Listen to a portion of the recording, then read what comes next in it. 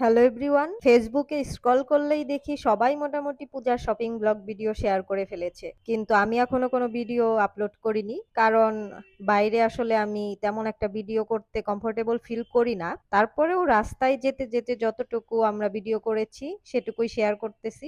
এই ভিডিওটা হচ্ছে কয়েকদিন আগের, যেদিন আমরা শপিং করতে বের হয়েছিলাম। আমরা বের হয়েছিলাম ফ্রাইডেতে। চাকরিজীবী মানুষের আসলে ফ্রাইডে ছাড়া কোনো উপায় নেই বাইরে বের হওয়ার। আমরাও তেমনই ফ্রাইডেতেই শপিং করতে বের হয়েছিলাম, কিন্তু ঢাকা শহরে আসলে ফ্রাইডেতে শপিং করা মানে একটা বিপদ মাথায় নিয়ে ঘুরে বেড়ানো। আমরা মোটামুটি দুপুরে খাওয়া দাওয়া শেষ করেই বের হয়ে গিয়েছিলাম, কারণ আমাদের পূজার শপিং অনেক কিছুই বাকি ছিল। কিন্তু এত পরিমাণ ভিড় ছিল যে শেষ পর্যন্ত আমরা শপিং কোনো কিছুই করতে পারিনি, শুধুমাত্র জুতা কিনে চলে এসেছি। ভিডিওতে দেখতেই পাচ্ছেন আমরা শুধু জুতার মার্কেটে গিয়েছি, জুতার দোকানেই আমাদের কয়েকটা ভিডিও, আর কোথাও আমাদের কোনো ভিডিও নেই।